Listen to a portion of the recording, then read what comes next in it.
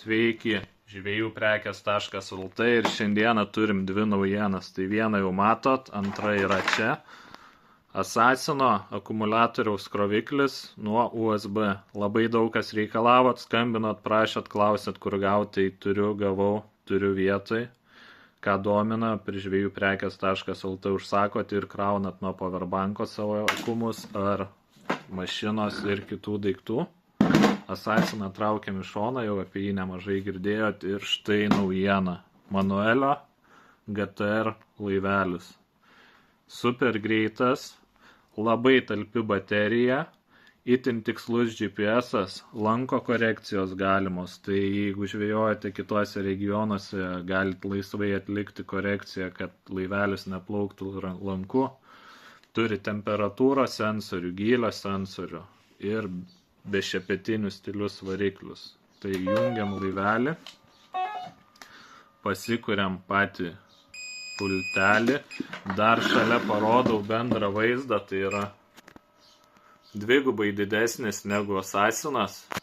Dėžutės dydis, ta prasme, mano ranka didelė ir čia dar laisvai vietos, tai kokie 3 kg laisvai telpa. Turi kabliuką solenoidinį, kuris tyliai atsidaro. Labai išmanų ir patogų pultelį rankoj, patogiau negu šitas. Prasukam biškį variklius, kad suprastumėt, kokie čia galia. Tyliai dirbantis ir be šepetiniai, ką reiškia ir ilgesnis tarnavimo laikas ir super didelis greitis. Tai 20 km/h jam nėra problema. Dabar atidarom dėžutę, sandarus uždarimas.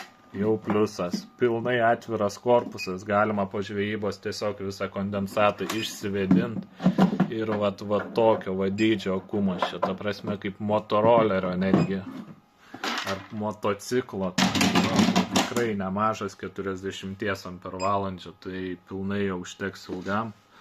Ką, paleidžiam kabliuką, va tyliai su užlaikymu atsidaro ir iššaunam galinį bunkerį.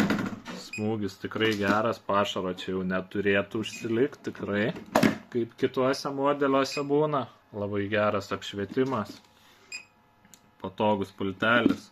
Jeigu šis video surinks nemažai laikų, testuojam savaitgalį ant vandens, pamatysit, kaip jisai greitai skrenda, kaip tiksliai veikia GPS-as, nes turi po 9 taškus ir 5 žvejybos vietas, tai GPS-o taškų irgi per akis, turi patogią tašę, odinę, turi atskiras pultelių įdėklas, kroviklis, atsarginiai propeleriai ir panašiai.